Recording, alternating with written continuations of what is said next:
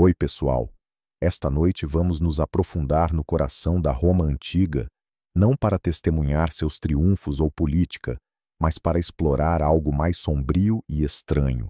Enquanto Roma nos legou estradas, aquedutos e sistemas jurídicos, também nos presenteou com algumas das punições mais absurdas, teatrais e perturbadoras que o mundo antigo já viu. Então, antes de se acomodar, tire um momento para curtir o vídeo e se inscrever, mas apenas se realmente gostar do que faço aqui. E me conte nos comentários de onde você está assistindo e que horas são para você. É sempre fascinante ver quem está nos acompanhando de diferentes partes do mundo. Agora, apague as luzes, talvez ligue um ventilador para um suave zumbido de fundo. Vamos nos preparar para a jornada de hoje juntos. Vestal enterradas vivas. O alto preço da virgindade. Na Roma antiga, as vestais eram o equivalente espiritual ao Wi-Fi nacional. Se elas falhassem, tudo dava errado. Essas mulheres eram escolhidas antes da puberdade para servir à deusa Vesta, guardiã da chama eterna. Sua missão era manter aquele fogo sagrado aceso e, mais importante, evitar homens por 30 anos. Quebrar um voto de castidade em Roma não era apenas mal visto, era tratado como detonar uma bomba nuclear no meio do Senado. Se uma vestal fosse pega se envolvendo, a punição era ser enterrada viva. Sim, viva. Não metaforicamente, não enviada para um cantinho, mas literalmente intocada em um buraco. Por que enterrá-las e não executá-las com uma espada como em um crime comum? Simples. Os romanos acreditavam que não podiam derramar o sangue de uma vestal, pois isso ofenderia os deuses.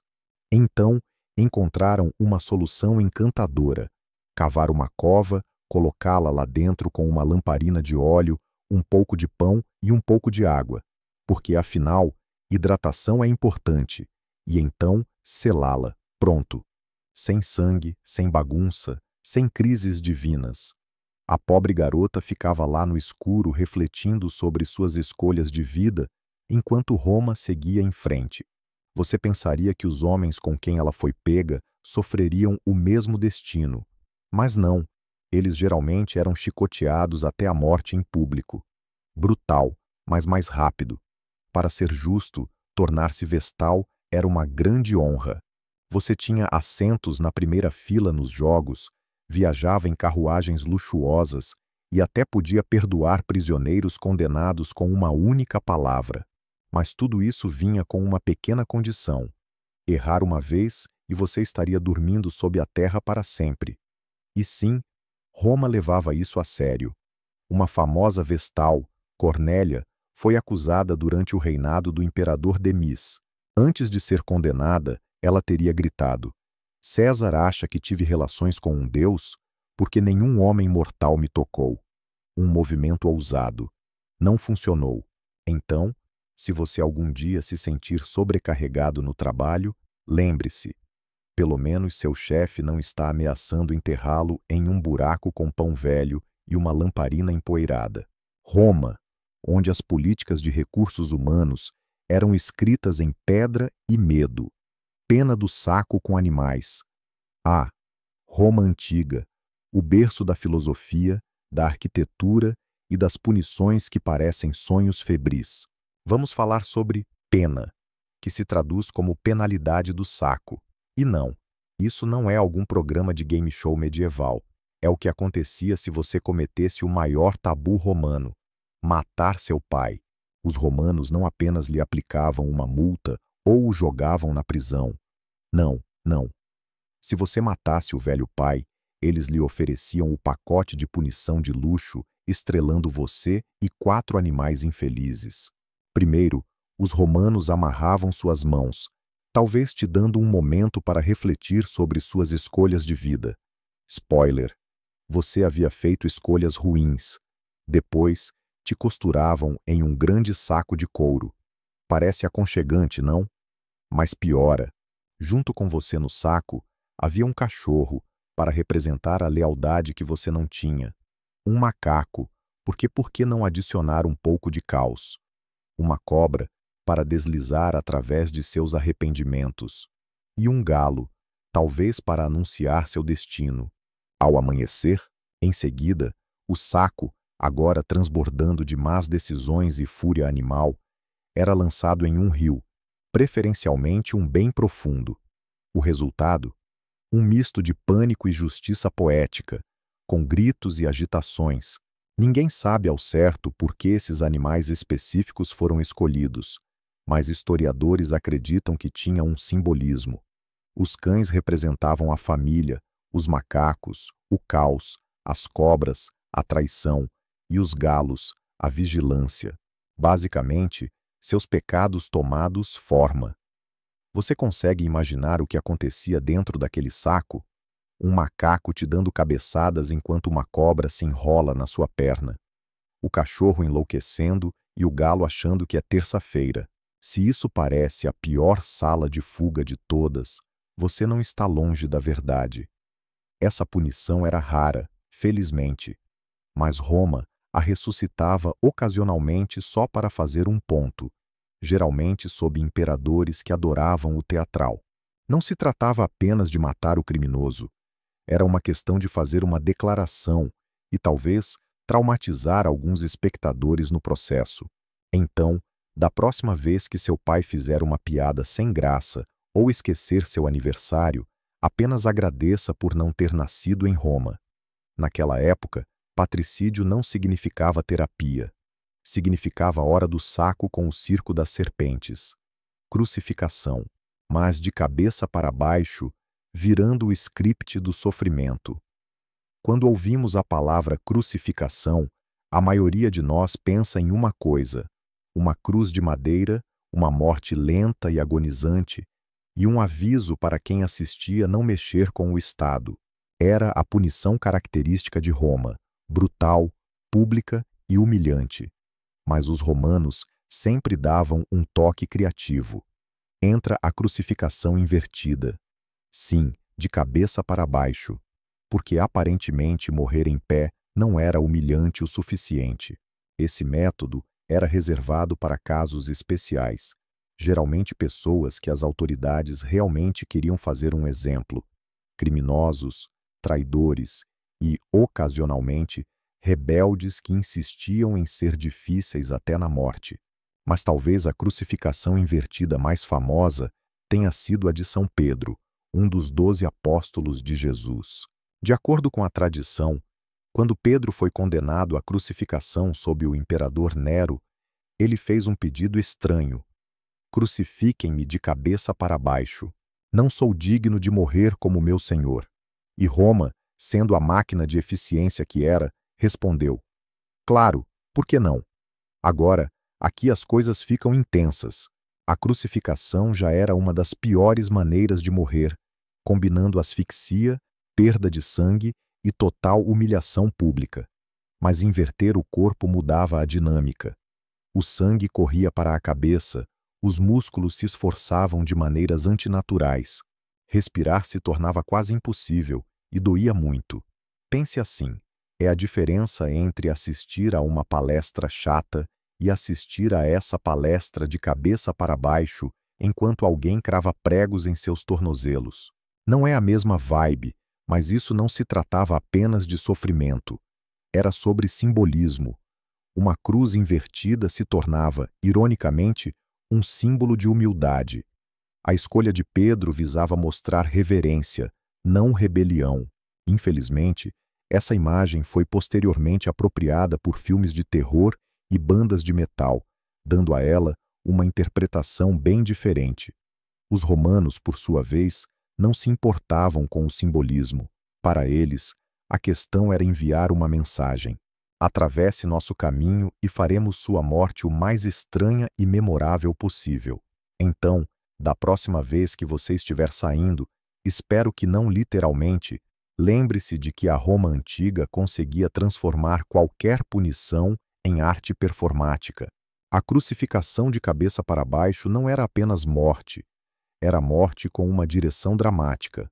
A decimação, o exercício original de formação de equipe com uma pitada de trauma. Quando você pensa em um discurso motivacional, pode imaginar um treinador gritando: Vencemos juntos, perdemos juntos. Mas na Roma antiga, a frase poderia facilmente ser: marchamos juntos, ou 1 em cada 10 de vocês morre. Bem-vindo ao encantador mundo da decimação. Uma punição militar tão brutal que faz o moderno treinamento básico parecer um dia de spa. Veja como funcionava. Se uma unidade romana mostrasse covardia em batalha, tentasse desertar ou se amotinar, o comandante tinha uma opção drástica, não no sentido explosivo, mas mais em termos de guerra psicológica. Todo o grupo era alinhado e cada 10 soldados tiravam a sorte. O sortudo era espancado até a morte por seus 9 companheiros com bastões, pedras ou o que estivesse à mão. Sim, você ouviu certo. Não só você enfrentava a morte, como também tinha que matar seu amigo, o cara com quem você provavelmente dividiu vinho e pão na noite anterior. Tudo para provar lealdade a Roma. Era como uma versão romana de Survivor, exceto que ninguém ganhava imunidade e todos saíam traumatizados. E não pense que eles tiveram um descanso depois. Os 9 sobreviventes não recebiam palmadinhas nas costas, nem um fim de semana prolongado.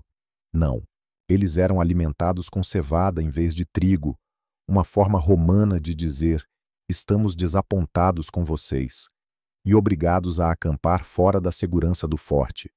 A lógica por trás da decimação era fria, mas eficaz. Se você temia mais seus próprios camaradas do que o inimigo, pensaria 2 vezes antes de fugir. E, estranhamente, funcionava.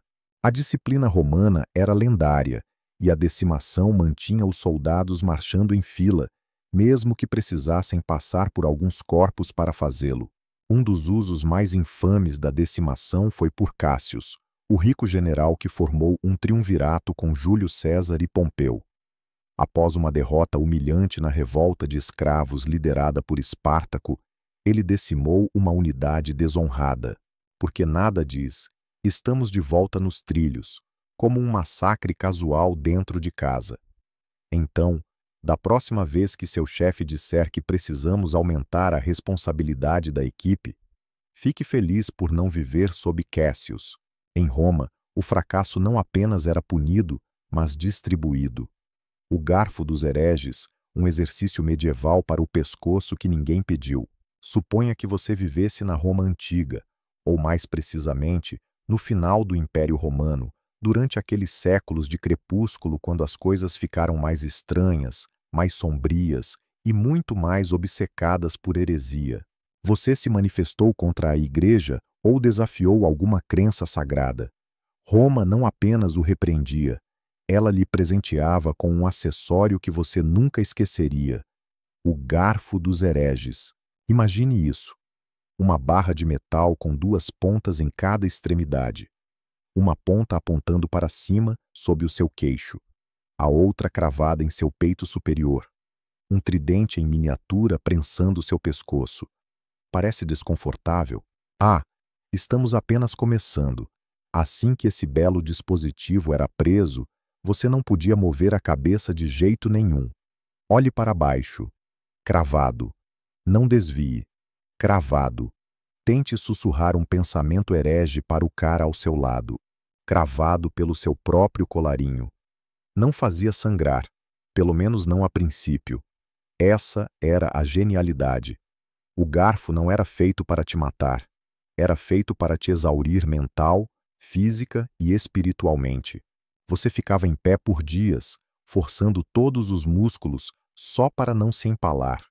Era como jogar um jogo de não se mova, onde o prêmio era não cortar lentamente a própria garganta. E embora chamássemos de forquilha dos hereges, ela também era usada em blasfemos, bruxas, mentirosos suspeitos e qualquer um que irritasse um bispo antes do café da manhã. Era uma tortura versátil, feita sob medida para o silêncio, a imobilidade e um desconforto que fragmentava a alma. Para deixar tudo ainda mais dramático, a forquilha às vezes tinha pequenas inscrições em latim. Frases como: eu renuncio ao meu pecado, ou eu sou culpado, porque nada aumenta sua confissão como ser lentamente empalado por tipografia. O mais impressionante é que essa punição não era nenhuma das mais extremas de Roma. Era mais como um kit inicial para pecadores, sem sangue, sem execução pública, apenas sofrimento silencioso e pânico interno, uma espécie de curso introdutório em agonia, heresia 101. Então, se você já tentou segurar um espirro durante uma reunião séria, imagine fazer isso por 3 dias seguidos com ferro pressionando sua garganta. Em Roma, o silêncio não era ouro. Era imposto com 2 garfos enferrujados e uma tensão no pescoço digna dos deuses. Jogados da rocha Tarpeia, o botão de desamigo original de Roma. Esqueça mensagens passivo-agressivas ou unfollows dramáticos nas redes sociais. Na Roma antiga, se você traísse o Estado, não apenas o cortavam, jogavam-no de um penhasco. Bem-vindo à Rocha Tarpeia, uma queda íngreme de 24 metros na face sul do Monte Capitolino, a uma curta caminhada do Fórum Romano. Não era apenas um mirante cênico, era onde a República descartava o lixo, lançando traidores direto dali. E sim, era tão dramático quanto parece. A rocha recebeu o nome de Tarpaia, uma garota romana que traiu a cidade para os inimigos sabinos em troca do que pensou serem brilhantes braceletes de ouro. Os sabinos, sempre pensadores literais, a esmagaram com seus escudos, cumprindo tecnicamente o acordo. Seu corpo foi jogado do penhasco e a rocha recebeu seu nome em homenagem a ela. Moral da história: não confie em invasores ou planos de pagamento vagos. Depois disso, a rocha Tarpeia tornou-se a ferramenta favorita de Roma para lidar com traidores, oficiais corruptos, falsas testemunhas e qualquer um que fizesse o Estado pensar: sim, este precisa de uma punição dramática. Sem enforcamento, sem espada, apenas um curto voo e uma parada abrupta. Os condenados eram frequentemente despidos, exibidos e então levados à beira, onde a gravidade cuidava da sentença. E sim, geralmente havia uma multidão. Nada como uma boa execução à moda antiga para apimentar o dia do mercado. Era público, era final e era simbólico. Você não estava apenas morrendo, estava sendo removido da cidade física e espiritualmente. A cultura do cancelamento definitiva, edição Roma. Curiosamente, a rocha ficava a poucos passos do templo de Júpiter, o que significava que, se você mentisse para os deuses ou para o Estado, seus últimos momentos incluíam uma visão da primeira fila do céu, ainda que por breves instantes. Com o tempo, punições mais elaboradas surgiram. Leões, crucificações, túnicas queimadas, mas a rocha Tarpeia permaneceu clássica, elegante em sua simplicidade, brutal em sua mensagem. Então, da próxima vez que alguém disser que realmente jogaram alguém sob o ônibus, lembre-os de que os romanos fizeram isso primeiro. Sem rodas, apenas pedra e traição ecoando pelas colinas. Damnio ad bestius. Morte por leão. Aplausos opcionais. Bem-vindo ao Coliseu. Pedra, suor e 50.000 fãs rugindo. A versão da Roma antiga da TV a cabo. O grande evento de hoje é o Damnatio ad bestias, ou como chamamos, ser alimentado a animais selvagens enquanto todos comem petiscos. Essa punição, que significa condenação às feras, era a escolha de Roma para criminosos, traidores, prisioneiros de guerra e, tragicamente, cristãos que se recusavam a se curvar aos deuses imperiais. E não se engane, não se tratava apenas de morte, era um espetáculo. Roma não acreditava em execuções entediantes. Eles acreditavam no teatro. Os condenados eram jogados em uma arena onde leões famintos, leopardos, ursos ou até mesmo elefantes os aguardavam. Mas aqui vem a reviravolta. Roma, sendo Roma, muitas vezes vestia as vítimas primeiro. Isso mesmo. Transformavam suas mortes em peças morais. Uma alma azarada poderia ser vestida como Orfeu, apenas para ser atacada no meio de sua performance solo. Outra poderia interpretar um vilão mitológico como Prometeu, apenas para ser picoteada por aves em uma reencenação precisa. Era entretenimento, justiça e propaganda religiosa, tudo em um único desastre coberto de pelos. Você pode perguntar se eles tinham alguma chance de se defender. Absolutamente não. Isso não era um julgamento. Era uma sentença de morte envolta em aplausos. A plateia vinha para ver sangue. E se os leões estivessem sonolentos naquele dia, sem problema. Os romanos tinham truques, como cutucá-los com ferros quentes ou deixá-los sem comida por alguns dias antes do evento. O show deve continuar. E lembre-se, isso não se limitava apenas a criminosos endurecidos. Você poderia acabar na arena por roubo, dissidência política ou até mesmo por estar do lado errado da lei religiosa. A única coisa que separava você do almoço dos leões era a graça de um imperador muito generoso. Mas não se engane, isso não era apenas sadismo, era calculado. Um aviso para quem assistia. Saia da linha e isso pode ser você. Roma governava pelo medo e pelos felinos.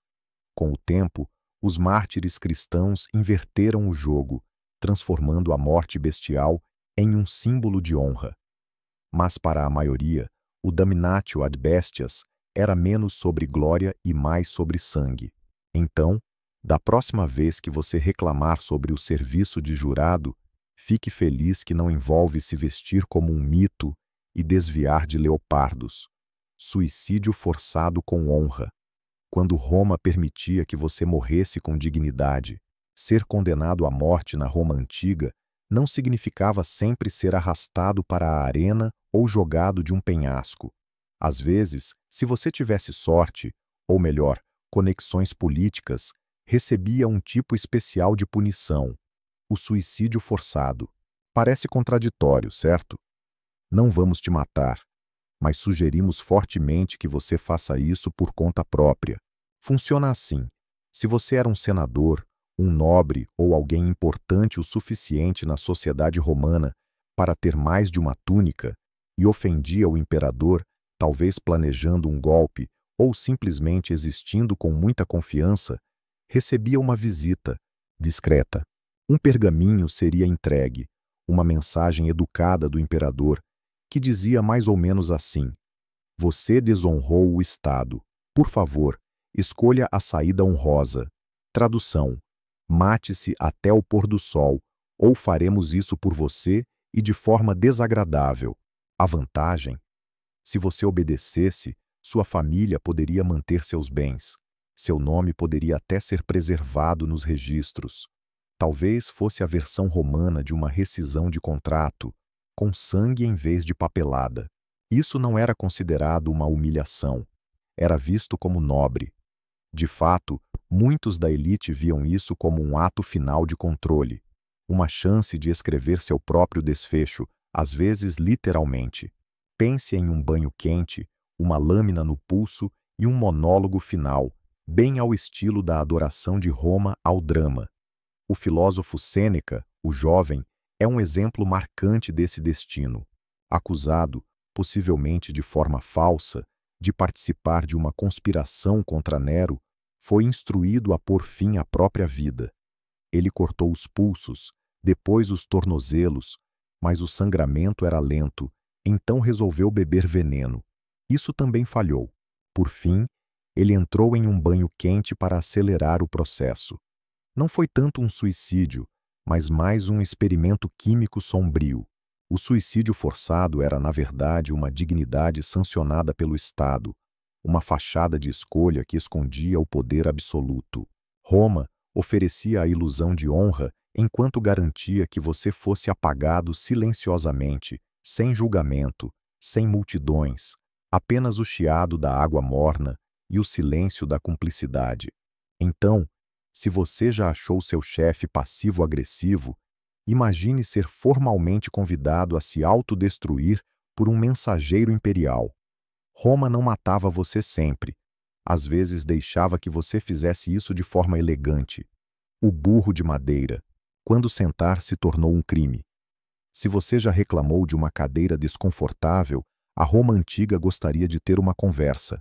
Uma de suas punições mais imaginativas envolvia um móvel, o agora infame burro de madeira, ou como deveria ser chamado, o cavalo de dor do destino. Esse dispositivo não era um burro de verdade, é claro. Era uma viga de madeira alta e estreita, com um ângulo agudo em forma de A, com um pico afiado. Os condenados, geralmente ladrões, escravos ou soldados rebeldes, eram obrigados a se sentar sobre ele. Exatamente. Todo o peso do corpo pressionava aquele fio afiado bem entre as pernas. Mas espere, piorava. Para intensificar a punição, pesos eram frequentemente amarrados aos tornozelos da pessoa. A gravidade fazia o resto. Quanto mais tempo você ficava sentado, mais a viga se cravava em sua carne, lentamente e com dor, e dependendo do bom humor do executor, você poderia ficar ali por horas. Os romanos não inventaram o burro de madeira. Provavelmente ele veio de tradições de tortura do Oriente Médio, mas eles o abraçaram com estilo. Afinal, se havia uma coisa que Roma adorava, era a punição com pompa. Não era sempre uma sentença de morte. Às vezes, era apenas uma forma muito persuasiva de humilhação pública. Imagine, uma praça cheia, um comerciante pego enganando clientes agora gritando no topo do burro, enquanto crianças riam e vendedores vendiam petiscos. Era uma performance de dor e uma lição de vida em uma só.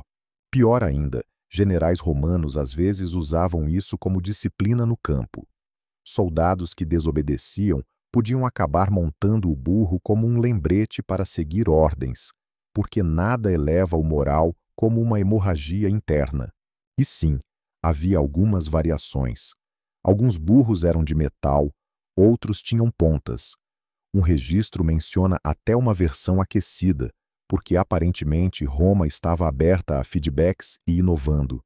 Era humilhante, era brutal, e transformava o simples ato de sentar em uma punição que poderia marcar você para a vida, tanto fisicamente quanto mentalmente.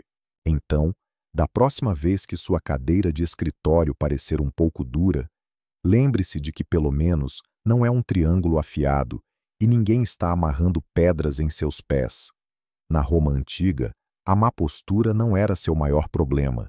O mobiliário era uma marcação no rosto quando sua foto de prisão era permanente. Em um mundo sem cartões de identidade, verificações de antecedentes ou buscas no Google, Roma antiga tinha uma solução simples para rastrear criminosos: simplesmente queimá-los na pele. Sim, estamos falando de marcação, não o tipo que as empresas fazem com logotipos, mas aquele em que sua testa se torna um rótulo de crime. E se você fosse um ladrão, um escravo fugitivo ou um reincidente, parabéns. Agora você tinha uma característica facial permanente que gritava: não confie neste cara. A marcação era geralmente feita com uma vara de metal aquecida pressionada contra a pele, com a delicadeza de um ferreiro apressado. Letras como F para fugitivo ou C para caluniador eram queimadas na sua testa ou bochecha. Pense nisso como a versão romana antiga de uma avaliação de uma estrela no Yelp, mas na sua pele. E isso não acontecia em um quarto privado. De jeito nenhum. A marcação era pública, um espetáculo, uma lição. A ideia era humilhar o criminoso para que os outros pensassem duas vezes. Não era apenas punição, era propaganda que ardia na carne. Agora imagine viver com essa marca, caminhando pelo mercado, todos sabendo quem você era, tentando conseguir um emprego, boa sorte, flertando com alguém. Esqueça. Você já não era mais uma pessoa. Era uma cena de crime ambulante. Escravos fugitivos eram especialmente visados. Muitos eram marcados com as letras FUG, abreviação de fugitivos, que significa fugitivo. E se escapassem novamente, enfrentariam uma marcação ainda mais severa ou algo pior. Os escravos não eram apenas propriedade. Esperava-se que usassem sua desobediência como um distintivo.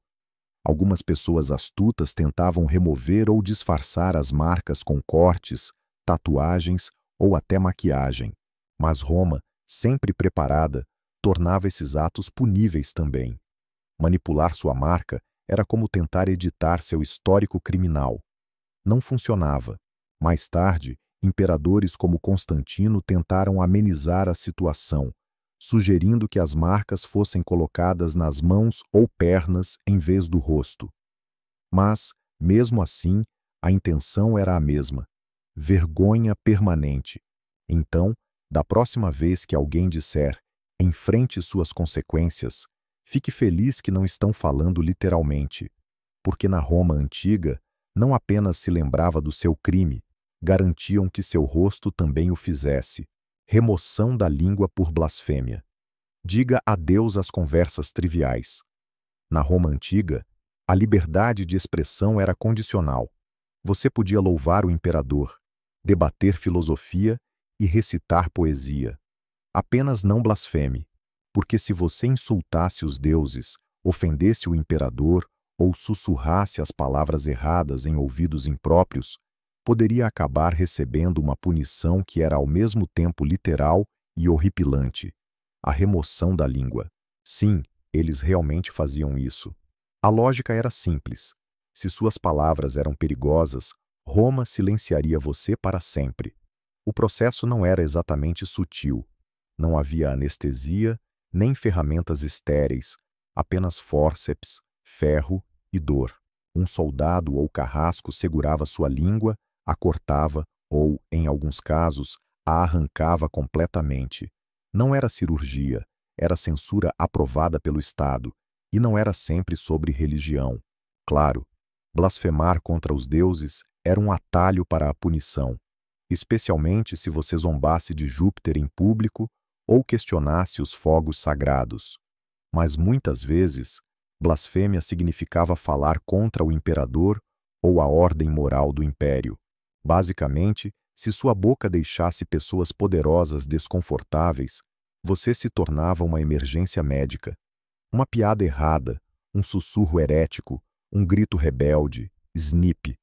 Essa punição não era apenas brutal, era teatral. Remoções públicas de língua enviavam uma mensagem clara: as palavras têm poder, mas as nossas têm mais. E mesmo se você sobrevivesse à provação, a vida depois não seria exatamente fácil. Você não conseguiria falar claramente. Não poderia argumentar sua inocência. Não conseguiria nem gritar adequadamente. Era isolamento pela mutilação. Uma letra escarlate gravada não em sua pele, mas em seu silêncio. Ironiamente, alguns dos primeiros mártires cristãos sofreram esse destino. Eles se recusaram a renunciar à sua fé e continuaram pregando. Roma não conseguiu silenciar suas ideias. Então, decidiu atingir o mensageiro, literalmente. É claro que os cristãos transformaram essas histórias em relatos de coragem divina, o que deixou os romanos ainda mais furiosos. Se você acha que isso é extremo, lembre-se de que Roma era obcecada por controle. E não há melhor maneira de controlar uma pessoa do que silenciá-la. Portanto, da próxima vez que alguém lhe disser para ficar calado, agradeça por ser apenas uma figura de linguagem. Porque na Roma antiga, isso era levado a sério. A tortura na roda quando seus ossos se tornavam arte. Se você pensou que os romanos estavam ficando sem maneiras criativas de destruir uma pessoa, permita-nos apresentar a roda, também conhecida como Roda da Morte, ou, para os mais dramáticos, Roda de Catarina, nome que surgiu mais tarde na Idade Média. Era menos uma execução e mais uma sessão de escultura macabra, usando o corpo humano como matéria-prima. Assim funcionava. Primeiro, o condenado era amarrado a uma grande roda de madeira, com os braços e pernas esticados como uma estrela do mar humana. Em seguida, um executor armado com uma pesada barra de ferro começava o verdadeiro trabalho, esmagando os membros um a um, lentamente, deliberadamente. O objetivo não era matar imediatamente. Oh, não. O objetivo era estilhaçar os ossos mantendo a vítima viva. Quebrar os braços, esmagar as coxas, torcer os tornozelos, até que não parecessem mais tornozelos. O corpo se dobrava de forma antinatural, tornando-se uma exibição grotesca de dor e precisão, mas a verdadeira obra-prima. O corpo quebrado era então entrelaçado nos raios da roda, membros dobrados e entrelaçados como um projeto macabro de pesadelo. Às vezes, a roda era içada em um mastro como uma bandeira de aviso. Outras vezes, deixavam-na girar suavemente ao vento, porque por que não adicionar um toque de ambiente? Isso não se tratava apenas de punição. Era uma mensagem pública. A tortura na roda era usada para crimes considerados especialmente vios, como assassinato, traição ou roubo à mão armada. Era uma forma de dizer à multidão: é isso que acontece quando você ultrapassa os limites. E você não apenas morre, você se degrada à vista de todos. Sobreviventes. Raros. Mas aqui está a reviravolta distorcida. Se alguém conseguisse sobreviver à provação, digamos que ainda estivesse respirando após um dia ou dois, às vezes recebia misericórdia com um golpe final no peito ou no pescoço. Às vezes, por mais horripilante que isso pareça, a punição sobreviveu a Roma. A Europa medieval adorou tanto que transformou isso em uma forma de arte, adicionando espinhos, fogo e roteiros dramáticos. Roma simplesmente preparou o palco. Portanto, da próxima vez que você achar que seu trajeto é difícil, lembre-se de que, pelo menos, você não está preso a uma roda de madeira se tornando o centro de uma galeria pública de ossos. Em Roma, a justiça não era cega, era ousada, brutal e feita para a máxima exposição, execução por cinzas quentes, morte pela queima lenta e granular. Quando se tratava de matar de forma criativa, a Roma antiga sempre tinha algo fervendo. Literalmente, entre uma de suas punições menos conhecidas, mas profundamente perturbadoras, a execução por cinzas quentes. Não é tão famosa quanto a crucificação ou os leões, mas pode ser uma das maneiras mais lentas e psicologicamente aterrorizantes de morrer já concebidas. Sem espadas, sem derramamento de sangue, sem alívio rápido, apenas cinzas, aquecidas, sufocantes e intermináveis. Este método grotesco é creditado, sem surpresa, ao imperador Nero, um homem que tratava as execuções como uma forma de arte performática. Em um caso registrado, Nero fez um inimigo ser enterrado até o pescoço em uma cova. Até agora, clássico de Roma. Em vez de decapitar ou apedrejar o homem, Nero decidiu fazer algo diferente. Um funil foi inserido na boca dele e cinzas quentes foram lentamente despejadas. À primeira vista, isso pode parecer inofensivo. Cinzas são macias, certo? Mas é aí que entra o verdadeiro horror. As cinzas são escaldantes. Elas entopem a garganta, queimam os pulmões e sufocam por dentro. Não matam rapidamente. O sufocamento é lento e gradual. Você sente cada momento, cada respiração se transformando em fogo, cada gole se tornando o último. E à medida que as cinzas se acumulam, você não está sangrando, não está queimado por fora, mas por dentro tudo está falhando. É uma morte por poeira, uma morte por sufocamento disfarçada de silêncio. Mas por que cinzas? Porque era humilhante, indigno. As cinzas eram os restos da destruição, usadas para limpar a sujeira, apagar os traços do que foi queimado. Morrer em cinzas era simbólico. Significava que você não era digno de atenção, nem mesmo de uma morte dramática, apenas o lento desgaste do que sobrou. Vale lembrar que essa punição não era comum. Era reservada para aqueles que Nero realmente não gostava. Pessoas cuja existência ele queria apagar silenciosamente, mas com o máximo de tormento psicológico. E para a multidão, não parecia muito. Sem sangue, sem gritos, apenas um homem em um buraco e um filete de poeira cinza. Então, da próxima vez que alguém lhe disser cinzas a cinzas, poeira a poeira, lembre-se de que na Roma de Nero isso não era apenas poético, era protocolo. O molestador de atum, o mais letal erro de vestuário de Roma. Na Roma antiga, a moda não matava, a menos que você estivesse usando o molestador de atum, ou como podemos chamar, a túnica da morte inflamável. Imagine isso, você é levado a uma arena ou amarrado a um estaca. E em vez de correntes ou cordas, o executor se aproxima com uma túnica. Oh, que bom! Você pensa que pelo menos estão me dando algo para vestir. Então você percebe que está pingando, não com água, mas com breu, piche e óleo. Esta é a túnica molestadora. Literalmente, túnica irritante, mas mais precisamente, um pesadelo altamente inflamável. Era uma vestimenta embebida em material combustível, ajustada ao corpo e então incendiada enquanto você ainda estava muito vivo dentro dela. Isso não era apenas um método de execução, era uma performance pública, usada de forma infame por imperadores como Nero, que transformou as execuções em entretenimento. Durante suas notórias festas em jardins, Nero usava a túnica molestadora para iluminar o ambiente, tochas humanas iluminando sua visão distorcida do lazer romano. Quem a usava? Incendiários, traidores, cristãos, qualquer um considerado digno de um fim especialmente teatral. As chamas grudavam no corpo, derretiam a pele, incendiavam os cabelos e queimavam os pulmões.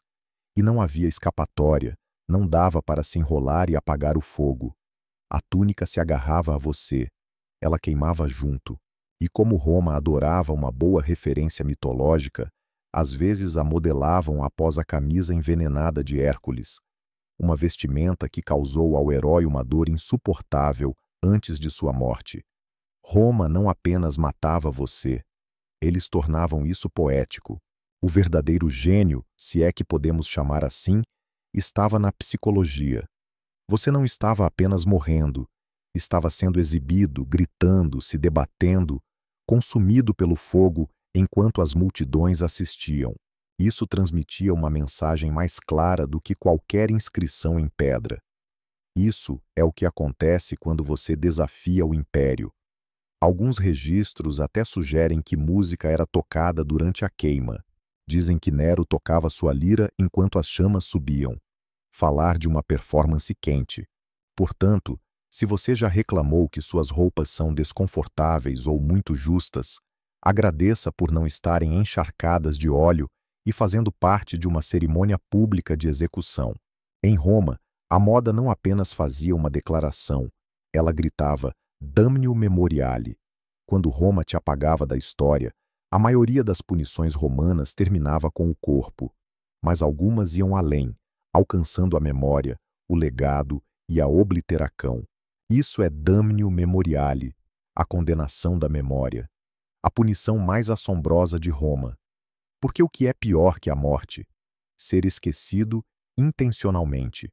Se você fosse um imperador que envergonhou o Estado, um general que se rebelou ou um senador que caiu em desgraça, Roma não apenas te mataria, ela te apagaria completamente. Estátuas destruídas ou vandalizadas, inscrições esculpidas, retratos pintados por cima, seu nome riscado de documentos oficiais, moedas e monumentos. Se você tinha conquistas, elas eram atribuídas a outros. Se tinha apoiadores, eles eram silenciados. E a parte mais devastadora, funcionava. Muitas das pessoas sujeitas ao damnatio memoriae eram poderosas, conhecidas, temidas. No entanto, hoje nem lembramos seus nomes, porque Roma era excepcional em deletar. Reinos inteiros desaparecem em silêncio. É a vaporização histórica. Um dos exemplos mais famosos foi o imperador Geta, irmão de Caracalla. Depois que Caracalla mandou matá-lo nos braços da própria mãe, ele não parou por aí. Ordenou que a imagem de Geta fosse removida de cada mosaico, pintura e busto. Milhares de inscrições foram editadas, seu nome riscado à mão. Em algumas obras de arte que sobreviveram, você ainda pode ver o espectro da figura de Geta, lacunas estranhas, rostos pela metade, nomes parcialmente apagados. É inquietante, como se a história estivesse pegando o ato de esquecer, mas o Damnatio Memoriae não se tratava apenas de vingança, era sobre controle.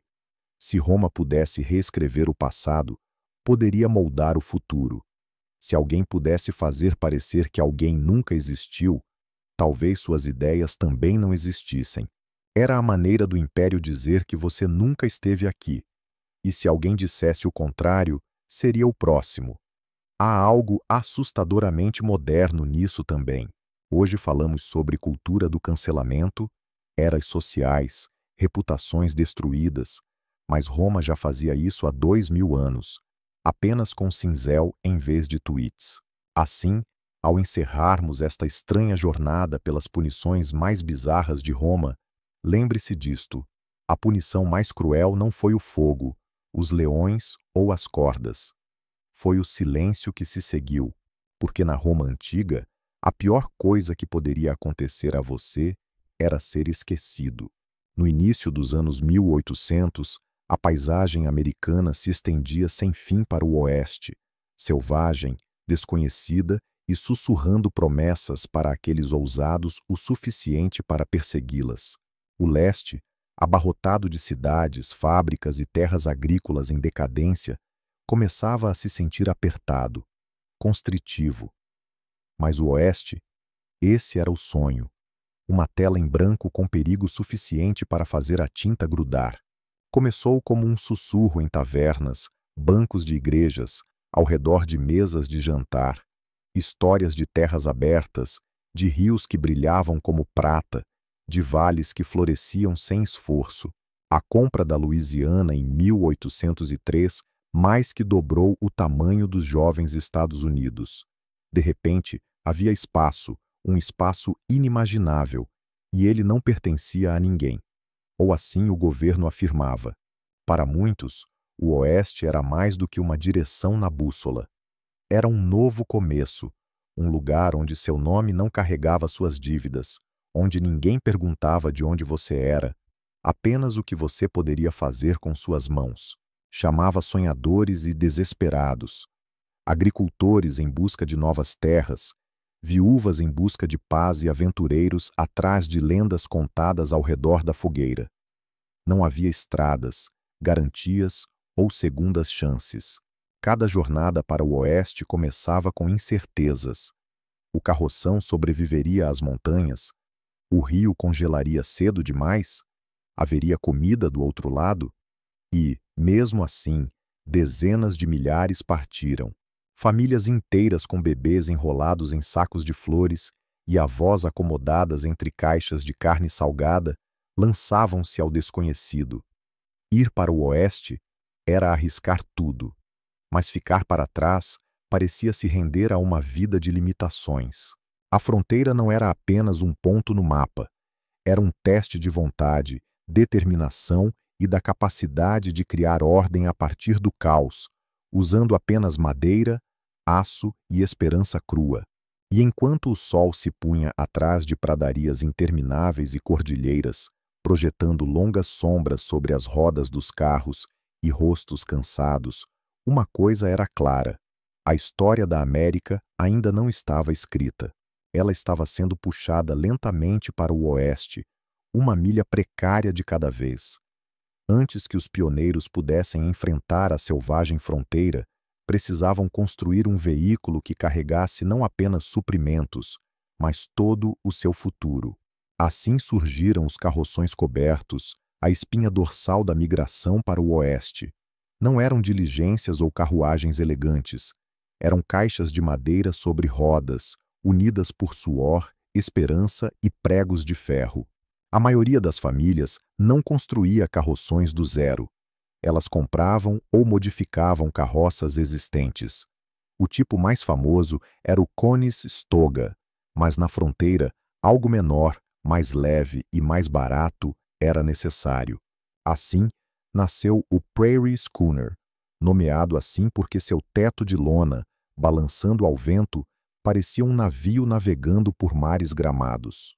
Mas esse navio não transportava ouro ou joias, carregava carne salgada, farinha, feijão, panelas de ferro fundido, um fuso, uma bíblia e talvez um bom cobertor.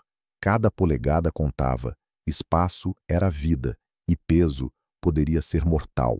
Um carroção totalmente carregado poderia suportar até 900 quilos. Mais do que isso, os bois puxadores desabariam muito antes de chegarem às rochosas. Cavalos eram muito delicados, mulas caras demais.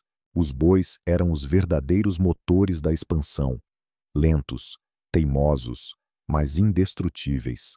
As famílias dormiam nos carroções, debaixo deles ou ao lado. Privacidade era um luxo que poucos podiam se dar ao luxo. E ao contrário do que Hollywood sugere, as pessoas não passavam o dia todo dentro.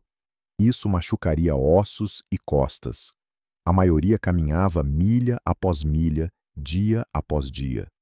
Os carroções não eram apenas meios de transporte, eram cápsulas de sobrevivência. Continha remédios, línguas de carroção sobressalentes, pólvora e sementes. Alguns até levavam pintinhos em caixas sob o leito do carro para iniciar um galinheiro assim que a família se estabelecesse. E apesar de toda a sua praticidade, os carroções também eram simbólicos. Eram esperança sobre rodas. Assim que os bois eram atrelados, assim que as rodas começavam a se mover, não havia como voltar atrás. A casa foi vendida. A terra que ficou para trás era passado. Tudo o que restava era a trilha, o céu e a crença de que algo melhor estava à frente. Cada buraco, cada eixo quebrado, cada travessia lamacenta era uma linha escrita na história da expansão americana, gravada não em tinta, mas em sulcos de rodas e força de vontade. A vida na trilha não era a aventura romântica que alguns poderiam imaginar. Era longa, extenuante e repleta de poeira. Cada dia começava antes do amanhecer. Galo não era necessário. O ranger das arreios de couro e o gemido das rodas dos carroções eram despertadores suficientes. A média de uma caravana de vagões se movia cerca de 10 a 15 metros por dia, dependendo do clima, do terreno e de quantos eixos quebraram naquela manhã. Com o tempo, trilhas como as de Oregon, Santa Fé e Califórnia se firmaram na terra, cercadas por pertences descartados, rodas quebradas e sepulturas de quem não conseguiu chegar ao oeste. As refeições eram simples, robustas e repetitivas. Café era um luxo, enquanto água era um risco. Os riachos podiam ser limpos ou cheios de bactérias. Ferver a água ajudava, se houvesse combustível e tempo. Caso contrário, era uma questão de sorte e oração. A comida era racionada. Carne salgada, biscoitos duros, feijão seco e às vezes caça, se alguém conseguisse acertar. Cebolas selvagens e frutas silvestres se tornaram iguarias valorizadas. A doença era a maior inimiga na trilha. O cólera se espalhava pelos acampamentos como um incêndio. Vinha da água contaminada e matava rapidamente em poucas horas. Às vezes, a disenteria, o escorbuto e picadas de cobra levavam outros. Não havia médicos, apenas remédios caseiros e esperança. E às vezes, a esperança não era suficiente. Mesmo assim, havia momentos de alegria. As crianças brincavam com gravetos e pedras ou pulavam à sombra dos vagões. Casamentos e nascimentos ocorriam na trilha. Famílias inteiras se formavam não apenas pelo sangue, mas pela camaradagem forjada na dificuldade e na poeira. À noite, os vagões se agrupavam, não para se defender de ataques nativos, como muitas vezes é retratado, mas para se proteger de ladrões, animais e do vento frio. Fogos eram acesos, pão era assado em pedras quentes e alguém podia tocar um violino. Por algumas horas, risadas e música afastavam a escuridão, mas o descanso sempre era breve. O dia seguinte traria mais caminhada, mais selva e menos garantias. A vida na trilha era uma rotina de sobrevivência.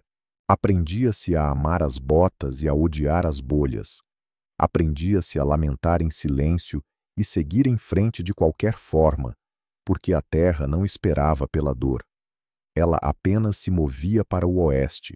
Após semanas, ou até meses na trilha, a visão de árvores, água e terras planas era suficiente para fazer um pioneiro cair de joelhos em gratidão. Mas a celebração era breve, pois uma vez que a família encontrava seu lugar, o verdadeiro trabalho começava. A colonização não era glamurosa. Não havia casas pré-fabricadas esperando, nem cercas, nem estradas, apenas terras abertas e o relógio implacável das estações. A primeira prioridade era o abrigo. Normalmente, uma cabana de madeira de um cômodo, mal suficientemente grande para a família que a construiu. As ferramentas eram limitadas e cada tronco precisava ser derrubado, cortado e transportado manualmente ou com bois, sem motosserras, sem plantas, apenas machados, coragem e tentativa e erro. A maioria das cabanas tinha pisos de terra, que se transformavam em lama na chuva e congelavam no inverno. As janelas eram muitas vezes apenas buracos cobertos com peles de animais ou papel engordurado para deixar a luz entrar e barrar o pior do frio. Uma chaminé era um luxo. Muitas cabanas começavam com simples buracos no telhado para ventilar a fumaça. Você tossia muito. Dentro, a família dormia sobre montes de palha, peles ou cascas de milho.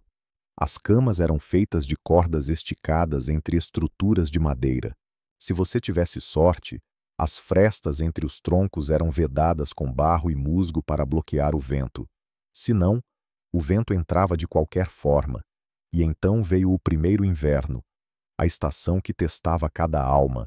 Se a família não havia estocado madeira ou comida suficiente, os meses seguintes poderiam significar fome ou congelamento. Tempestades de neve poderiam aprisioná-los por dias. Os coiotes uivavam na escuridão. Os lobos circulavam. Mas ainda assim, o espírito da fronteira persistia. As famílias faziam velas com gordura animal. As crianças aprenderam a consertar roupas e cozinhar em fogueiras. Liamos a Bíblia à luz do fogo. Se havia um lugar para enviar, escrevíamos cartas para casa. Os vizinhos eram escassos, mas quando uma nova cabana surgia no horizonte, a ajuda era imediata. Uma construção em conjunto, uma vaca emprestada, uma refeição quente. Sobreviver não era apenas questão de resistência, era sobre comunidade. Uma família sozinha não conseguiria, mas 10 poderiam. O primeiro inverno na fronteira não era apenas frio, mas um caldeirão silencioso onde os sonhos se solidificavam em determinação ou eram enterrados sob a neve. Na fronteira americana, a força não era medida apenas em músculos, mas em resistência, sacrifício e coragem silenciosa e incansável. E ninguém personificava isso mais do que as mulheres da fronteira. Esqueça as damas delicadas das novelas de banca. Essas mulheres eram guerreiras de avental. Assim que desciam do carroção, tornavam-se construtoras, agricultoras, parteiras, açougueiras, médicas e professoras, tudo em uma só pessoa. Se algo precisava ser feito, elas faziam, porque não havia mais ninguém. Acordavam antes do amanhecer para bater manteiga, assar pão e ordenhar vacas, tudo antes que a maioria dos homens abrisse os olhos. Plantavam hortas, conservavam alimentos, cuidavam do gado e costuravam tudo que a família usava, muitas vezes do zero. Em tempos de doença, administravam remédios à base de ervas. Durante o parto, atuavam como parteiras, às vezes para vizinhos, outras vezes apenas para si mesmas. Uma mulher na fronteira podia matar uma cobra com uma pá de manhã e ensinar seus filhos a ler à tarde. Ela poderia perder um filho para a febre e, ainda assim, ter o jantar pronto ao anoitecer. As armas não eram estranhas em suas mãos, especialmente se seus maridos estavam longe ou haviam partido para sempre. Elas defendiam a propriedade com o que tinham à disposição: rifles, machados, frigideiras. Existem histórias de mulheres enfrentando lobos, bandidos e até invasores, tudo enquanto seguravam um bebê na cintura. A solidão também era um inimigo. Para algumas, o vizinho mais próximo podia estar a quilômetros de distância. As cartas levavam semanas, até meses, para chegar. O silêncio podia ser ensurdecedor. E mesmo assim, essas mulheres persistiram, construindo a civilização a partir da selva, ponto a ponto, lição por lição, pão por pão.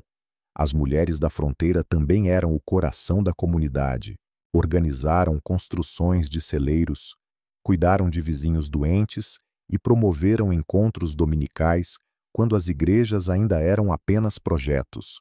Quando as cidades finalmente surgiram, muitas vezes eram as mulheres que insistiam em escolas, bibliotecas e leis. Elas não eram personagens secundárias na história da fronteira. Eram a espinha dorsal, não reconhecidas, sobrecarregadas e frequentemente ignoradas, mas impossíveis de esquecer quando se conhecia sua força.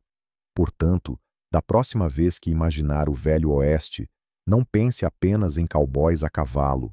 Pense em uma mulher, cabelo preso, mangas arregaçadas, espingarda à porta e pão de milho no forno.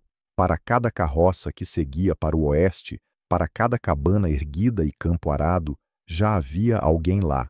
A fronteira americana não estava vazia. Era ocupada por centenas de nações indígenas que chamavam aquela terra de lar há séculos, até milênios. Desde as grandes planícies até a costa do Pacífico, a terra estava profundamente entrelaçada com a vida nativa. Áreas de caça, locais sagrados, rotas de migração, rios cheios de significado. Mas para o governo dos Iduairua e a maioria dos pioneiros, isso não era visto como lar. Era visto como potencial. E assim começou um longo e doloroso desmantelamento de promessas. O governo dos Eua assinou tratado após tratado com tribos nativas, acordos que prometiam paz, direitos sobre terras e recursos. No entanto, quase todos esses tratados foram violados. À medida que os colonos se espalhavam para o oeste, as tribos eram empurradas para trás, e depois novamente. Às vezes, isso acontecia com tinta, outras vezes com fogo e balas. Nações inteiras foram forçadas a se instalar em reservas, muitas vezes áridas e distantes de suas terras ancestrais. Os Cherokee, Chau, Lakota, Comanche e dezenas de outros tornaram-se estranhos em suas próprias terras. Alguns grupos nativos tentaram a diplomacia, enquanto outros resistiram. Conflitos armados eclodiram. A Guerra de Black Hawk, o massacre de Sand Creek, Little Bighorn. Mas mesmo quando os guerreiros nativos venciam uma batalha, perdiam a guerra. O governo simplesmente continuava a avançar com tropas, ferrovias e colonos famintos por espaço, dispostos a reivindicá-lo a qualquer custo. Não se tratava apenas de uma apropriação de terras. Era uma erasure cultural. Crianças eram tiradas de suas famílias e enviadas para internatos, onde eram punidas por falarem suas línguas. Tradições sagradas eram proibidas. A identidade nativa era tratada como algo a ser apagado, civilizado ou reescrito. E ainda assim, apesar de tudo, os povos indígenas sobreviveram. Suas línguas eram sussurradas em segredo. Suas canções eram entoadas em desafio. Suas histórias passavam de geração em geração como um fogo vivo. A imagem romântica da fronteira muitas vezes esquece esse custo, mas a verdade persiste. A expansão para o oeste não foi um triunfo para todos. Para muitos, foi uma marcha lenta e devastadora de perdas. Compreender a fronteira americana é reconhecer ambas as verdades simultaneamente: a resiliência dos pioneiros e a tragédia dos povos que foram deslocados. Porque a história, assim como a terra, abriga mais de uma narrativa. Na fronteira americana, A lei e a ordem chegaram tarde e, às vezes, nunca chegaram. Em muitas cidades recém-estabelecidas, não havia polícia, nem tribunais, nem prisões. A justiça era menos sobre o devido processo e mais sobre quem tinha a voz mais alta, o tiro mais rápido ou a maior gangue ao seu lado. Em resumo, a lei na fronteira tinha muitos rostos e nem todos eram heróis. No início, os vigilantes intervieram. Comissões de cidadãos se formavam quando um crime era cometido, um cavalo roubado, uma loja assaltada, ou pior, eles realizavam julgamentos improvisados em saluns ou sob árvores. E se a culpa era presumida, a punição era rápida: uma bala, uma corda, ou serem expulsos da cidade com um aviso e um ego machucado. Eventualmente, as cidades cresceram, e com elas vieram os agentes da lei, xerifes, marshals e delegados. Nomes como Wyatt Earp, Bat Masterson e Wild Bill Hickok se tornaram lendas. Alguns eram corajosos, outros corruptos. A maioria era um pouco de ambos. Com um distintivo de lata e um revólver, eles eram a linha tênue entre o caos e a ordem. Mas, tão rapidamente quanto os agentes da lei chegavam, os fora da lei também surgiam. A fronteira era um imã para errantes, desertores, jogadores e pistoleiros em busca de desaparecer na poeira. Homens como Billy the Kid, Jesse James e Butch Cassidy não apenas assaltavam bancos e trens, eles capturavam a imaginação. Os jornais os transformavam em heróis populares, mesmo enquanto deixavam um rastro de corpos e cofres arrombados. A justiça na fronteira era imprevisível. Um homem poderia ser enforcado por roubar um cavalo ou andar livre após um assassinato se o júri gostasse mais de sua história. Subornos funcionavam, ameaças também, e às vezes a justiça era apenas vingança e um chapéu mais elegante. Mesmo o tribunal, quando existia, muitas vezes não passava de uma loja de secos e molhados com um juiz que também cuidava do balcão de ferramentas. Apesar do caos, ou talvez por causa dele, as comunidades de fronteira lentamente construíram sistemas de lei. Juízes substituíram os vigilantes. Prisões tomaram o lugar dos galhos de árvores. Mas os mitos nunca morreram. E talvez nunca morrerão. Porque à beira do mundo conhecido, a justiça não era cega. Era armada, empoeirada e não fazia perguntas. No início, a fronteira americana se movia na velocidade de uma roda de carroça, lenta, rangente e dependendo do clima. Mas, entre o meio e o final da década de 1800, o silêncio das pradarias foi quebrado por um novo som, o apito da locomotiva. A chegada da ferrovia mudou tudo. De repente, viagens que antes levavam meses de carroça podiam ser feitas em dias. A ferrovia transcontinental, concluída em 1869, conectou o leste ao oeste em um abraço de aço que transformou a fronteira de um deserto em um corredor comercial. Os colonos começaram a chegar em massa. Cidades surgiram da noite para o dia ao lado de novos depósitos, e mercadorias, de fogões a agulhas de costura, chegavam de trem, não mais acumuladas ou feitas à mão. Para os pioneiros, a ferrovia significava sobrevivência. Significava que medicamentos podiam chegar antes que uma febre se tornasse fatal. Significava que colheitas podiam ser vendidas além do mercado local. Significava que cartas, antes atrasadas por clima e rios, podiam agora viajar em dias. A fronteira se tornou menos um jogo de azar e mais um risco calculado. Mas a ferrovia não veio sozinha. Junto a ela, corria o fio do telégrafo, finas cordas de cobre que uniam o país com pontos e traços. O telégrafo deu à fronteira algo que ela nunca tivera antes: comunicação instantânea. Um pecuarista em Wyoming podia receber notícias de uma eleição presidencial em minutos. Um xerife podia pedir ajuda a 160 quilômetros de distância. O isolamento, o grande temor dos primeiros pioneiros, estava morrendo um apito de cada vez. O impacto foi enorme. As economias cresceram. O governo se expandiu. A aplicação da lei se tornou mais rápida, mas nem todos acolheram isso. Tribos indígenas viam ferrovias e postes de telégrafo como intrusões, sinais de que a terra que antes percorriam livremente agora estava cercada por fios e dividida em seções. Alguns reagiram, sabotando linhas, descarrilando trens, adiando o inevitável. No entanto, o progresso seguia em frente. O cavalo de ferro era imparável. Cidades que a ferrovia ignorou, murcharam. Outras prosperaram, tornando-se cidades quase da noite para o dia. A natureza selvagem encolhia, milha por milha, trilho por trilho, e embora o espírito de fronteira não tenha desaparecido, já não era isolado. Estava conectado, ligado e comercializado. A fronteira ainda era selvagem, mas agora funcionava a vapor e sinais. No final do século XIX, algo profundo havia mudado.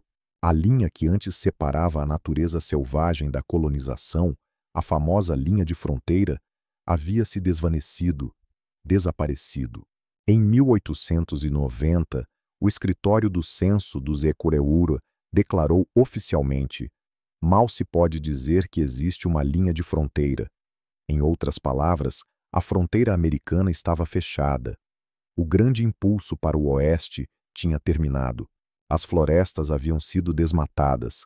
As ferrovias ligavam costa a costa. Os búfalos estavam quase extintos.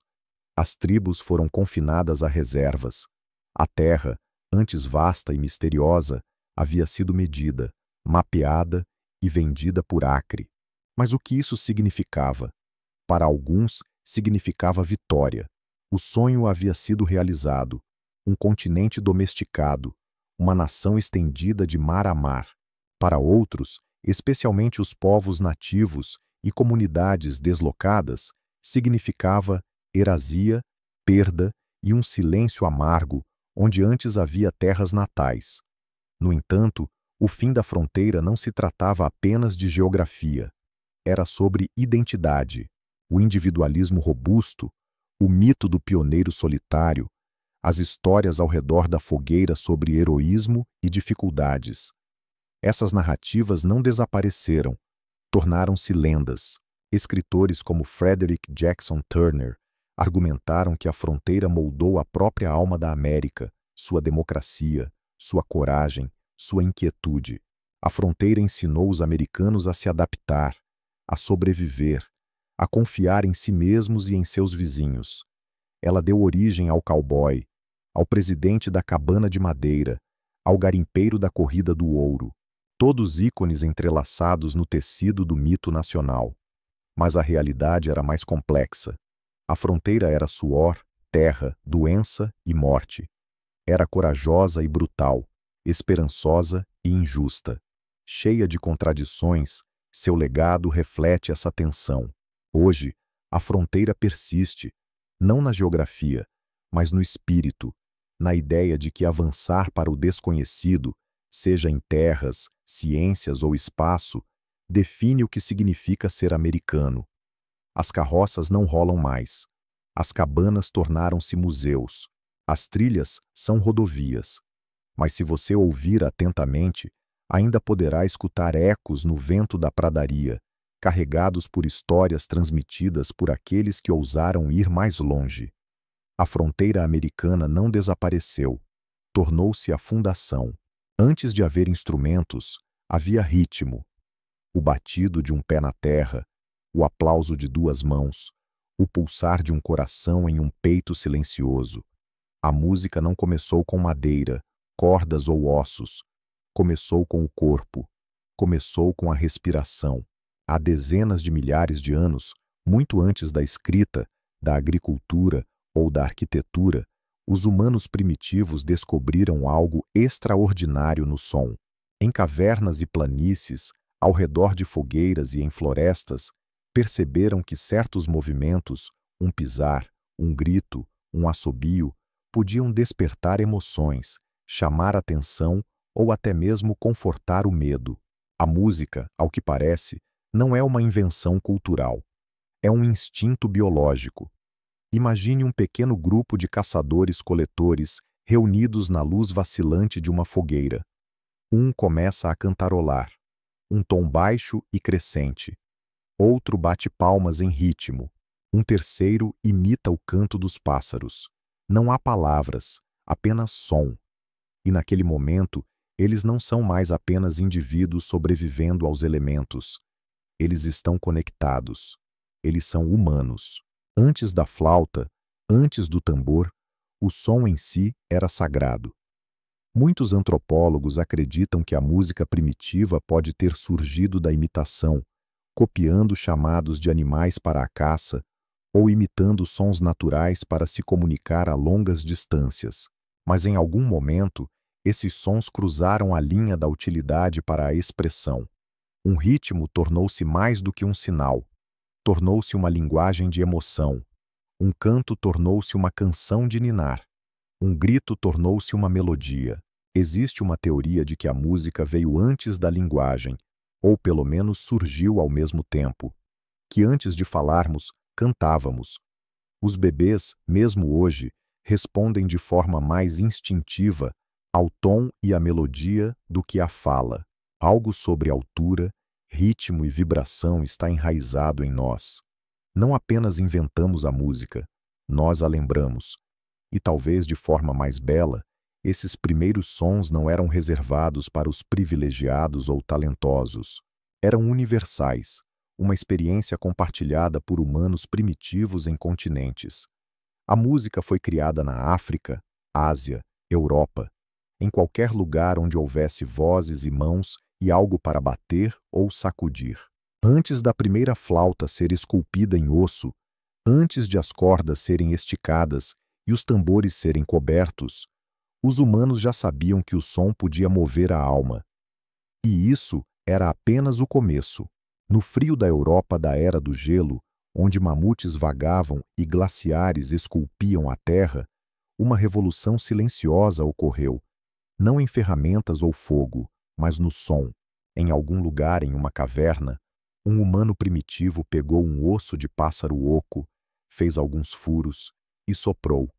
Um tom puro e envolvente surgiu, intencional. Essa não foi um acidente. Foi o nascimento do instrumento musical.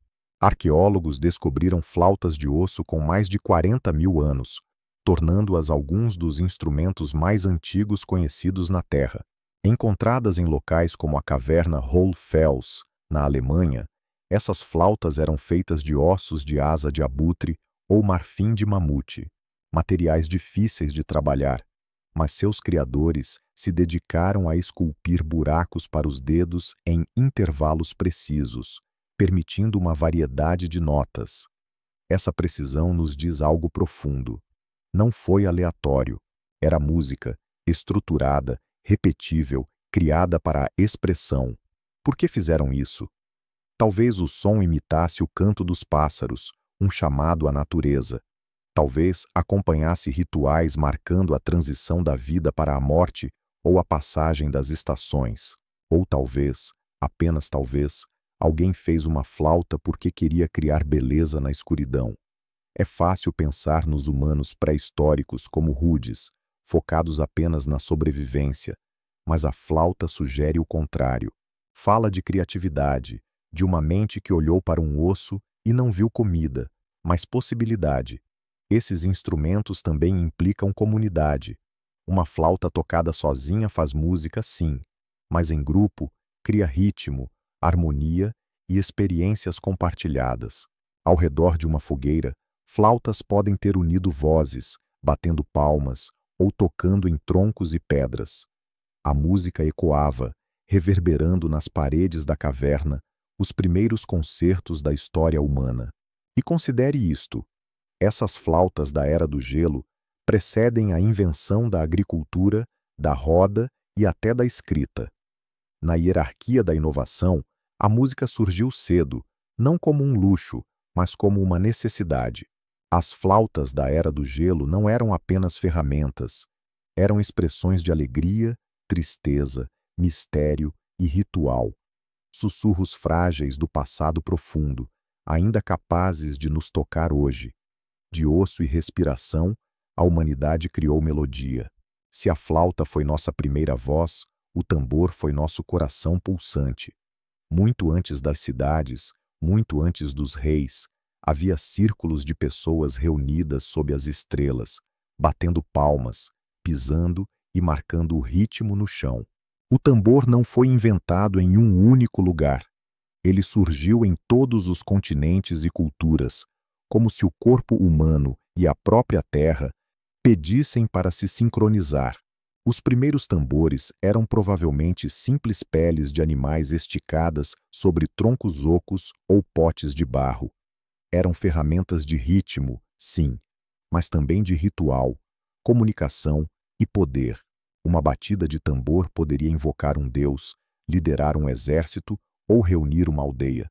Não era apenas barulho, era um sinal. Na África, algumas das tradições de tambor mais antigas remontam a dezenas de milhares de anos. Lá, os tambores se tornaram vozes, instrumentos que podiam falar línguas tonais, imitando frases humanas. Na Sibéria, xamãs usavam tambores para entrar em transe, seus ritmos desbloqueando portais para o mundo espiritual. Na Amazônia, o som de um tambor aquático ecoava pela selva como um trovão feito por mãos humanas. O que tornava os tambores tão essenciais não era apenas seu som, mas sua universalidade. Você não precisava de melodia, não precisava de treinamento formal. Apenas precisava sentir a batida. E sentir, nós sentimos. Tambores foram usados em cerimônias de nascimento, funerais, casamentos, colheitas e guerras. Seu pulso dava estrutura ao caos. Um ritmo podia unir uma tribo, unificar um ritual ou preparar guerreiros para a batalha. A batida dizia: nós somos um. Mesmo na agricultura primitiva, o ritmo tinha seu lugar. Os agricultores batiam paus para espantar os pássaros. Os festivais de colheita incluíam danças guiadas por batidas de tambores. O ritmo marcava o tempo, não apenas em horas, mas em estações, ciclos e transições. Com o tempo, os tambores evoluíram.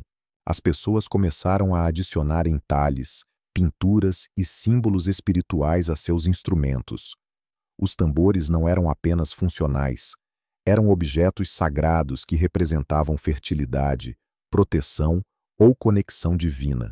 E sempre nos conectaram, transcendendo barreiras linguísticas, gerações e mundos. Em um tempo sem relógios, eletricidade ou escrita, o ritmo era nossa forma de contar e sentir. Os tambores davam vida ao som, tornando o tempo tangível, e em seus golpes encontramos não só música, mas também significado. À medida que a humanidade transitou de cavernas para cidades, a música evoluiu de um ritual de sobrevivência para uma arte sofisticada. Isso é especialmente evidente na antiga Mesopotâmia, o berço da civilização, onde rios, reinos esculpidos e a escrita nasceram. Aqui, a música começou a ter uma aparência elegante. Entre os templos e zigurates, encontramos algumas das primeiras representações de instrumentos de cordas, como harpas e liras, desenhadas em tábuas, esculpidas em paredes e até enterradas com reis.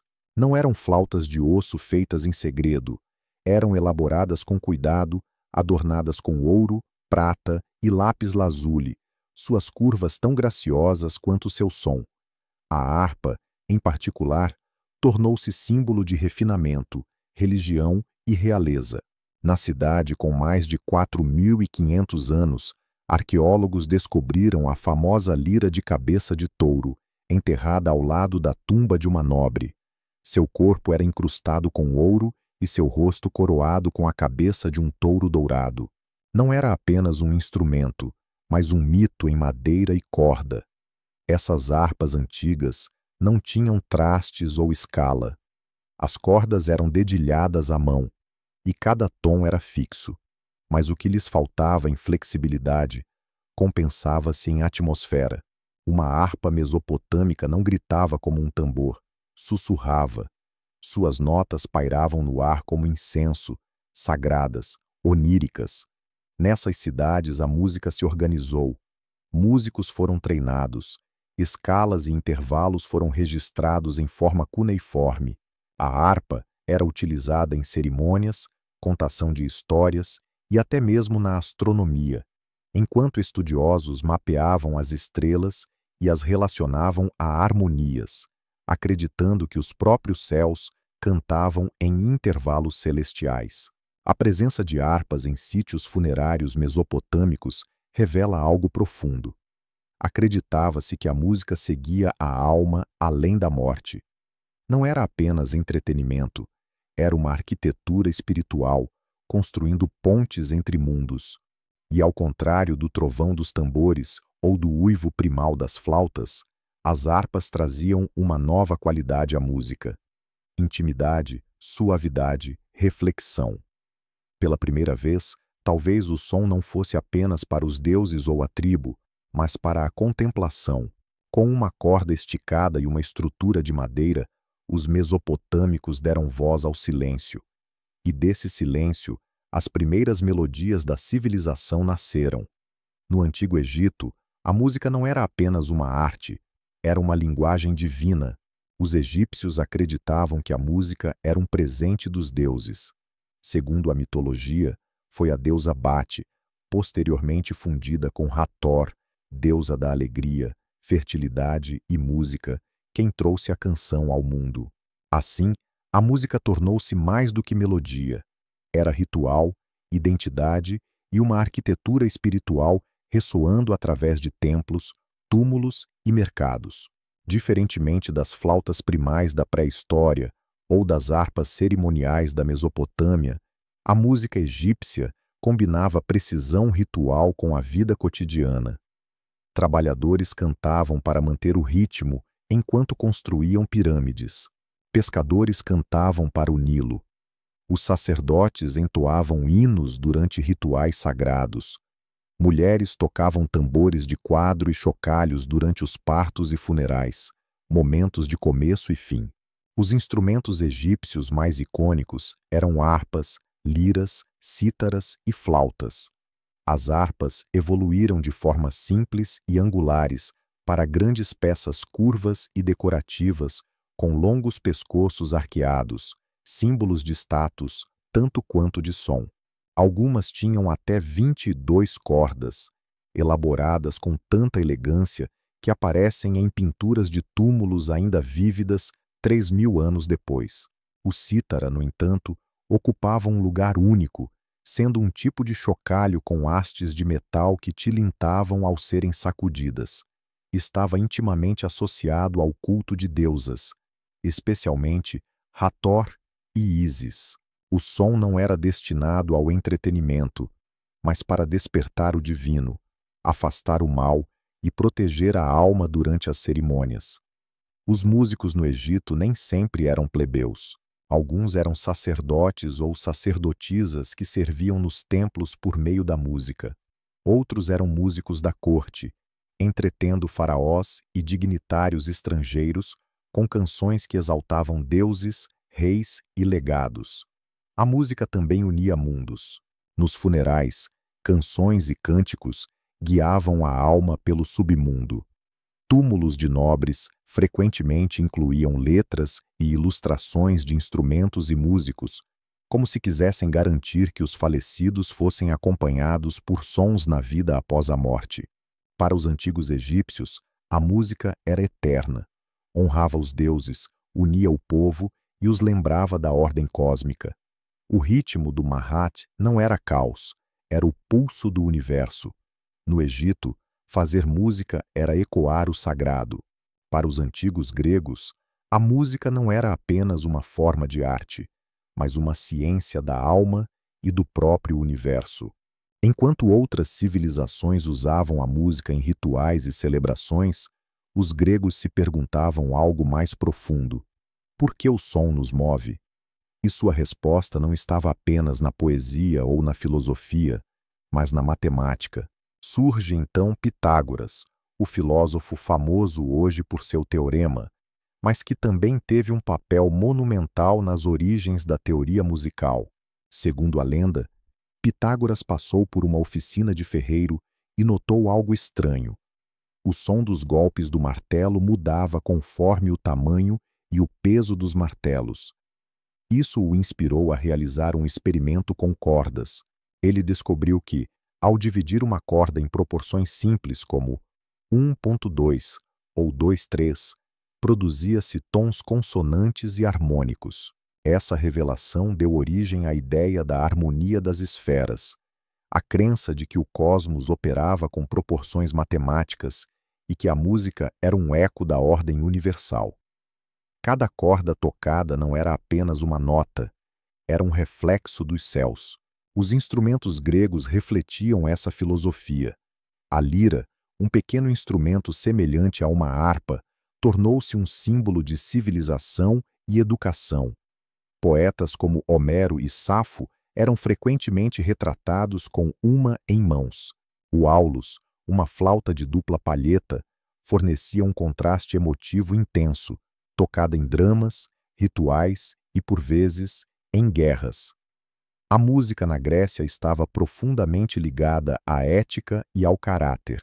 O filósofo Platão acreditava que diferentes modos musicais poderiam influenciar a alma, alguns promovendo coragem, outros preguiça ou caos. Ele defendia uma educação musical rigorosa para moldar cidadãos ideais. Em sua visão, a escala errada poderia ser tão perigosa quanto uma má governança. Mas para os gregos, a música não se resumia ao entretenimento. Era medicina, moralidade e uma perfeição matemática vibrando através da carne e do ar. Eles estabeleceram as bases para a teoria musical, sistemas de notação e acústica. A compreensão de intervalos, escalas e harmonia ecoou por séculos no pensamento romano, medieval e moderno. Na Grécia, a música transcendeu o som, tornando-se uma ponte entre razão e emoção, números e beleza, um espaço onde a alma podia calcular e alçar voo. Se a Grécia deu à música sua filosofia, Roma adotou de volume. No mundo romano, a música era sobre função, forma e força. Acompanhava festivais, cerimônias religiosas, jogos de gladiadores e, mais notavelmente, os campos de batalha. Enquanto os gregos viam a música como um elo com o divino, os romanos a consideravam uma ferramenta de ordem e império. Um dos instrumentos mais icônicos do poder romano era o cornu, um imenso trompete curvo de latão, em forma de G, e muitas vezes mais alto que o soldado que o portava. O cornu não era para melodias, era para comandos.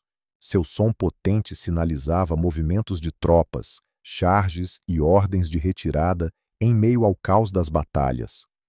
Generais romanos não apenas gritavam, orquestravam a guerra.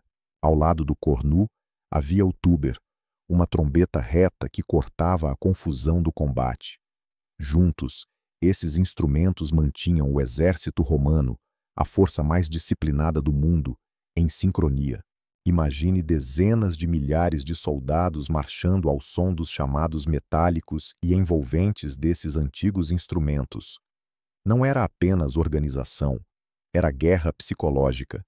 Mas a música romana não se limitava ao militar. Nos templos, tíbias, flautas duplas acompanhavam rituais sagrados. Nas arenas, a música abria os jogos de gladiadores, semelhante a um hino nacional moderno antes de um evento esportivo. Nos banquetes, liras e hidráulis, um primitivo órgão de tubos movido a água, criavam uma atmosfera para os convidados de elite. A música fluía pela vida cotidiana romana como vinho, estruturada, performativa e essencial. Eles se inspiraram fortemente nos gregos, mas adaptaram tudo ao seu próprio ethos. Enquanto a Grécia enfatizava a expressão individual e a introspecção, Roma priorizava o espetáculo público e o controle. A música era entretenimento e propaganda. E quando Roma absorveu o Egito, Judéia, Gália e além, também assimilou seus sons. A música romana tornou-se um mosaico, misturando ritmos africanos, melodias orientais e instrumentos mediterrâneos em algo vasto e em constante evolução. No entanto, ao contrário dos filósofos gregos, os pensadores romanos escreveram pouco sobre a teoria musical. Eles tocavam, utilizavam e marchavam ao som dela, mas raramente a analisavam. Para Roma, o som era um meio, não um mistério. No final, Roma não refinou a música, amplificou-a. Até mesmo as províncias mais distantes ouviam a batida dos tambores do império. Enquanto o Ocidente marchava ao ritmo do império, o Oriente explorava algo diferente, a alma do som. Na antiga Índia, a música não era meramente uma forma de arte, era um caminho para o divino. Enraizada nos Veda, alguns dos mais antigos textos sagrados existentes, a música indiana começou como canto. O Samaveda, em particular, era uma coleção de hinos projetados não apenas para serem lidos, mas cantados. Esses cantos seguiam padrões melódicos intricados chamados smon, que visavam elevar a consciência e harmonizar o universo. À medida que a civilização indiana evoluía, seus instrumentos também se transformaram. A veena, um dos primeiros instrumentos de corda, passou a ser associada a Saraswati, a deusa do conhecimento e das artes. O murídão, um tambor em forma de barril, mantinha o tempo durante as performances sagradas. Cada nota, cada ritmo estava ligado a ragas e talas, estruturas melódicas e rítmicas que se acreditava evocar emoções específicas, momentos do dia e até estados espirituais. A música não era apenas entretenimento, era disciplina, meditação, uma forma de equilibrar as energias internas e tocar o eterno. Na antiga China, a música também era sagrada, mas carregava um aspecto político. O lendário imperador Shun, um dos 5 imperadores míticos da China, teria harmonizado o império através da música. A filosofia chinesa, especialmente o confucionismo, defendia que a música adequada levava a comportamentos morais e a ordem social. As notas certas criavam harmonia não apenas na alma, mas também no estado. Os instrumentos eram projetados cuidadosamente para refletir o equilíbrio cósmico. O guqin, uma cítara de 7 cordas, era tocado em solidão por eruditos e sábios, com suas suaves notas meditativas que refletiam introspecção e virtude. O sheng, um instrumento de palhaço soprado, simbolizava a unidade com seus muitos tubos funcionando como um só. O bianzhong, um conjunto de sinos de bronze, era usado nas cortes reais para representar hierarquia e estrutura ritual. A música chinesa era afinada em intervalos matemáticos precisos que correspondiam a ciclos naturais, alinhando a humanidade com os céus. Tanto na Índia quanto na China, a música não se separava da vida. Era vida, um espelho do cosmos, um código de disciplina, um pulso sagrado. Enquanto Roma usava a música para conquistar, o Oriente a utilizava para se conectar com o divino, com a natureza e consigo mesmo.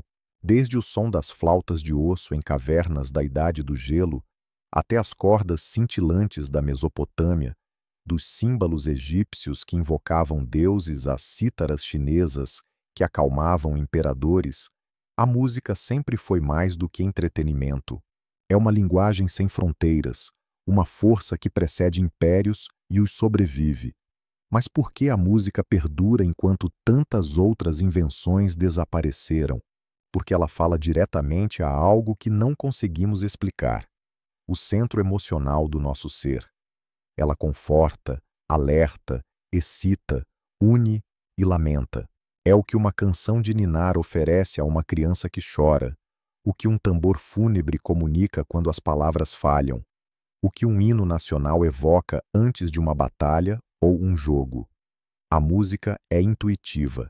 Uma melodia dos Andes pode tocar alguém na África. Um ritmo de tambor de uma ilha polinésia pode soar familiar para alguém na Escandinávia. Não são as notas que reconhecemos, mas a sensação que elas transmitem. E a música é flexível. Ela se adapta, absorve e sobrevive à colonização, migração, guerra e revolução. Instrumentos cruzam oceanos, canções mudam de língua, escalas evoluem, mas o essencial permanece: ritmo, tom, expressão. Ao longo da história, usamos a música para definir identidades. Tribos, nações, religiões e revoluções têm suas canções, mas também a utilizamos para transcender identidades, colaborar e conectar. A música não exige uma língua compartilhada, basta que haja ouvidos e um coração que escute. A ciência moderna agora confirma o que a sabedoria antiga intuiu. A música altera as ondas cerebrais, reduz o estresse e ativa a memória. Pacientes com Alzheimer, mesmo quando as palavras desaparecem, lembram-se de melodias. Soldados lidam com traumas através do som. Bebês reagem a canções de ninar antes mesmo de aprenderem a falar. Transformamos a música em terapia, em protesto, em adoração, em negócio, em vida. Em um mundo fragmentado por língua, crença e geografia, a música permanece uma constante rara, uma assinatura humana que remonta a nossos ancestrais mais antigos, soprando em ossos de aves e batendo ritmos em pedras. Não importa o quão longe avancemos em IA, no espaço ou na tecnologia, a música nos lembra de nossas origens. Lembra-nos de que não somos máquinas, mas seres que sentem, pensam e sonham. E enquanto vivermos, continuaremos a fazer música. Muito antes de termos histórias para contar, já tínhamos sons. E foi o som que nos tornou humanos.